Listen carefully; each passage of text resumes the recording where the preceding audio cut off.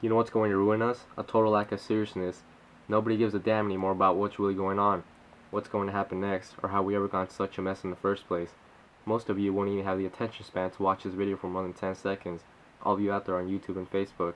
In fact, I'm sure many of you have already left. By now I've already lost half my audience's retention. Many of you realize that this will be a political video and are already telling yourselves, I'm not interested in politics. Politics are about as important as our heartbeat. Problem is, most of us never listen to our heartbeat. All bias should be cast aside on any matters concerning truth, so listen up.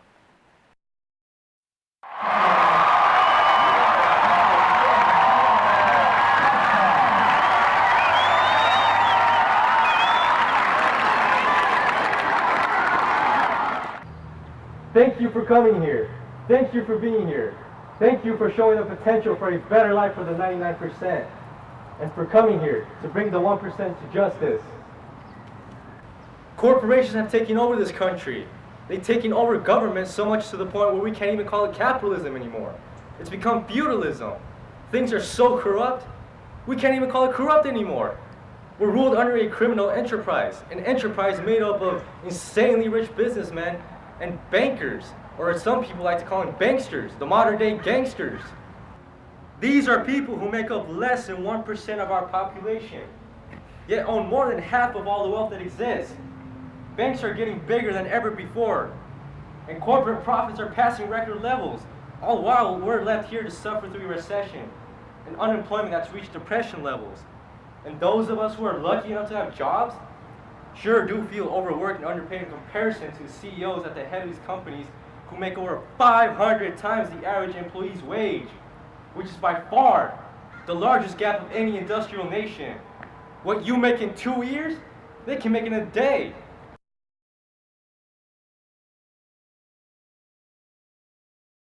And you know what's worse?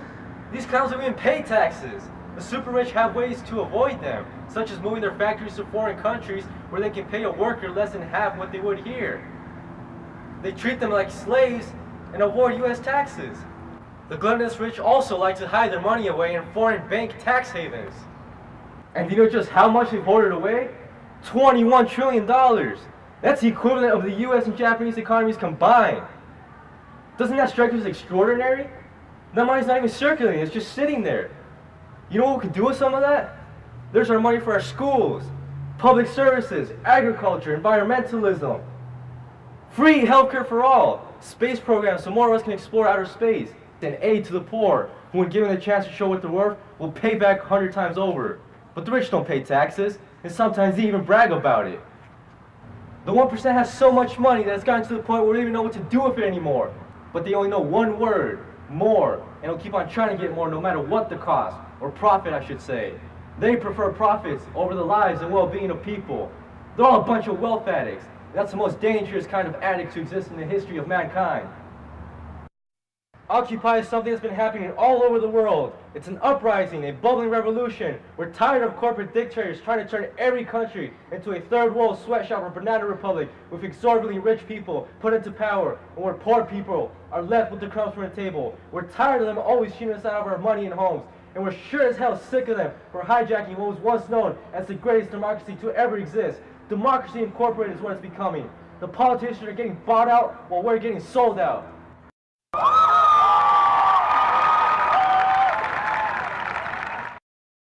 When Occupy started a year ago, it wasn't like anything ever seen in size and character. The worldwide demonstrations were so massive, corporate McNews couldn't ignore us even if they wanted to. Instead, they tried to demonize us. But if you've noticed, they don't even talk about us anymore. After all, why would they? Corporate news stations wouldn't report on an anti-corporate, anti-corruption movement. In fact, there's a lot of things they don't tell you about. How many of you know about the 2012 National Defense Authorization Act? While we were out celebrating our New Year's away, our Congress creatures and President Obama signed this piece of legislation that gave them the right to abduct any American citizen through military force without a trial, all in the name of security. Say goodbye to 800 years of Magna Carta, because that's all been swept under the rug. This is what happens when government and big corporate defense contractors meet behind our backs. It's sad because most people know nothing about this important piece of legislation which should be on the cover of every newspaper. Only time will tell when they will actually decide to implement this law. And you guys really think this is for safety? Well, it just might be, but that's safety at a very heavy cost. Does the word fascism come to mind? If corporate news parrots have failed to get this information to us, go tell people yourselves. As someone I know likes to say, don't hate the media, become the media. Now, for those of you who find it difficult to believe that our beloved system would even consider turning against you, I want you to research the Northwood documents. It was a CIA operation that they tried to get passed in the 60s that would allow them to terrorize U.S. civilians in order to blame it on Cuba and later go to war with them. If our own system was thinking this 50 years ago, why wouldn't they today? Especially when they realize it's so easy to get away with. Authorities will turn against you. Occupy has been experiencing this firsthand with the police. I'm really starting to wonder who it is actually here to protect and serve. Our military too. Think about it. Oil companies, war for oil. Is it really that hard to put together? War and weapons manufacturers. Now, I'm not trying to disparage our authorities or troops in any way. They are people just like us, and I understand they are just trying to do their jobs. But I hope they realize to the kind of corruption they have complicit to. It'll have to come to a point where everyone starts to question what they are actually doing.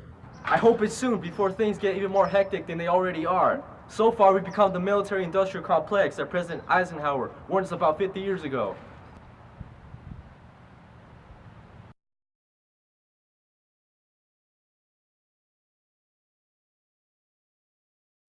I want you guys to look at what happened in Arab Spring. Look at what happened when Egypt had their revolution. Authorities were told to take down the rebellion, but they saw it as being asked to attack their own people. So instead, they joined their people in the movement and helped them succeed.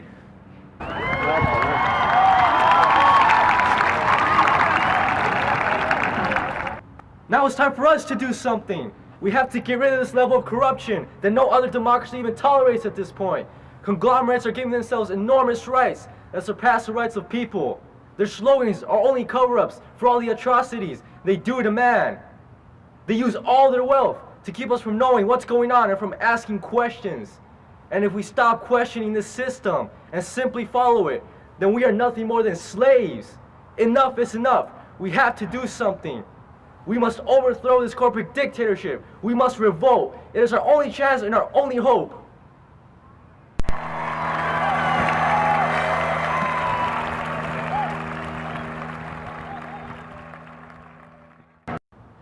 Now, I don't mean to get you guys so fired up, because what I'm about to say is much less dramatic, but very important.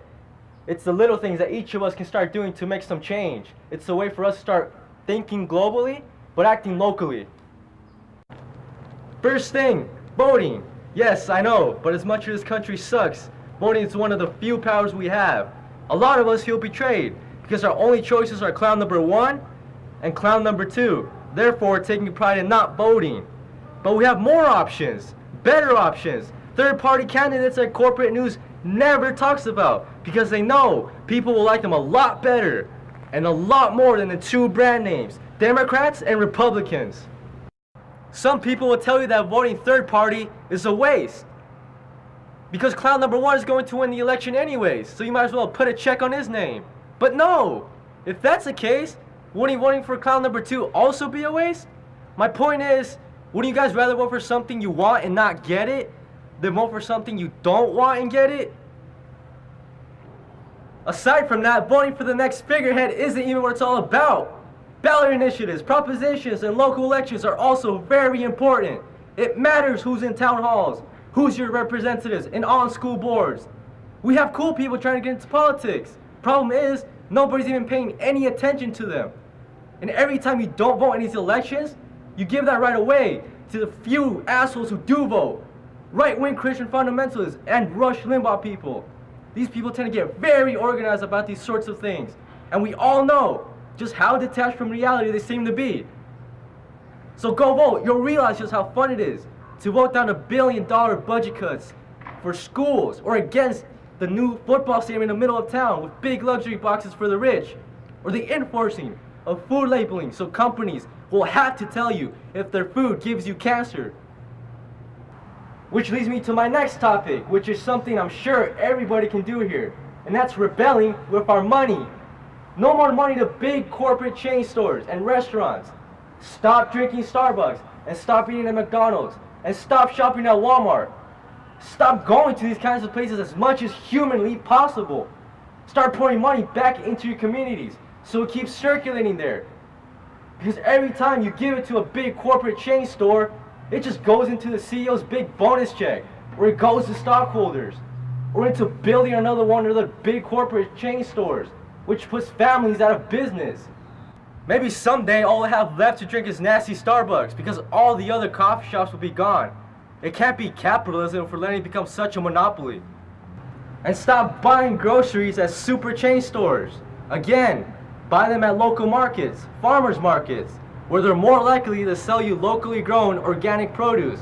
And if it happens to be organic, that means you won't have to shove genetically modified, mutated Frankenstein food into your bags and layer into your mouth.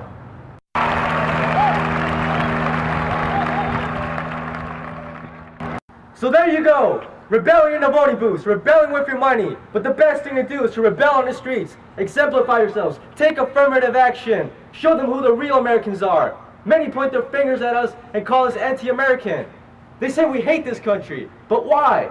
Because we choose to question the power structure? We don't hate this country. We love it. And we're tired of seeing it get ruined.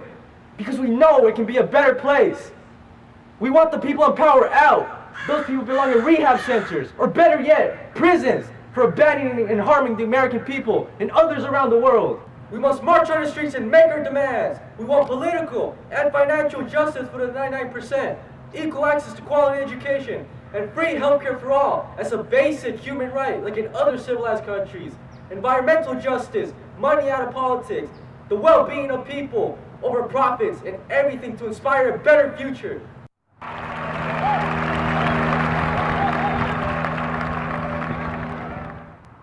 We need a new wave of people to come in. Show what you're worth. The whole world's trying to do something. With enough dedicated effort and persistence, we can start leading society in a more humane direction. Remember, the rich have never given us rights. It was always won through mass movements and popular struggles. They never handed it over to us as a present, and they never will.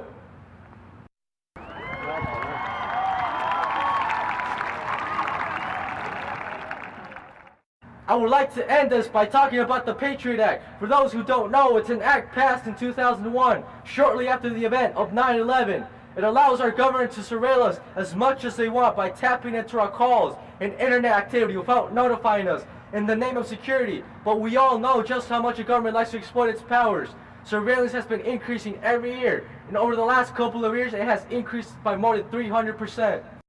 The biggest mistake they can make is to think they're far more clever than us. So just as they have been spying on us, we have had people who have been spying on them. And they've been able to retrieve the names, the data, and the numbers of the people who truly control the United States of America. The people who truly control the political parties, the industries, and who have remained hidden behind the companies, faceless, whose names have never been revealed until today.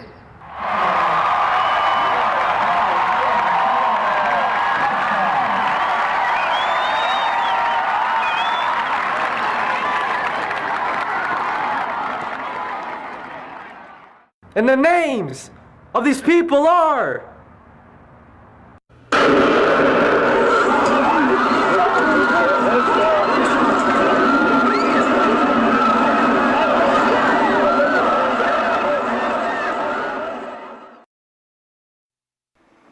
You get up and howl about America and democracy. There is no America. There is no democracy. We no longer live in a world of nations and ideologies. The world is a college of corporations, inexorably determined by the immutable bylaws of business. The world is a business. And I have chosen you to preach this evangel.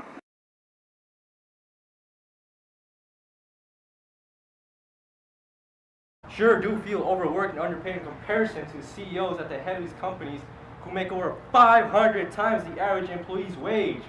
which is by far the largest gap of any industrial nation. What you make in 2 years, they can make in a day.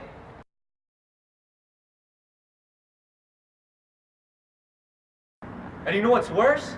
These clowns don't even pay taxes. The super rich have ways to avoid them, such as moving their factories to foreign countries where they can pay a worker less than half what they would here. They treat them like slaves and avoid US taxes. Things are so corrupt, we can't even call it corrupt anymore. We're ruled under a criminal enterprise, an enterprise made up of insanely rich businessmen and bankers, or as some people like to call them, banksters, the modern day gangsters.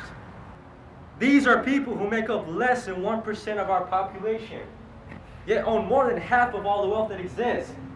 Banks are getting bigger than ever before, and corporate profits are passing record levels, all while we're left here to suffer through a recession and unemployment that's reached depression levels.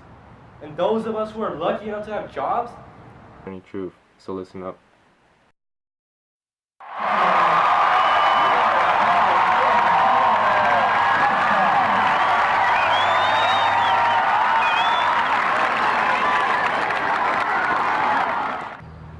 thank you for coming here.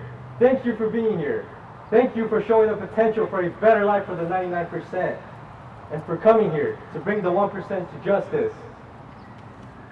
Corporations have taken over this country. They've taken over government so much to the point where we can't even call it capitalism anymore. It's become feudalism. You know what's going to ruin us? A total lack of seriousness. Nobody gives a damn anymore about what's really going on, what's going to happen next, or how we ever got in such a mess in the first place. Most of you won't even have the attention span to watch this video for more than 10 seconds. All of you out there on YouTube and Facebook. In fact, I'm sure many of you have already left. By now I've already lost half my audience's retention. Many of you realize that this will be a political video and are already telling yourselves, I'm not interested in politics. Politics are about as important as our heartbeat. Problem is, most of us never listen to our heartbeat. All bias should be cast aside on any matters concerned. The gluttonous rich also like to hide their money away in foreign bank tax havens. And do you know just how much they've hoarded away? $21 trillion. That's the equivalent of the US and Japanese economies combined.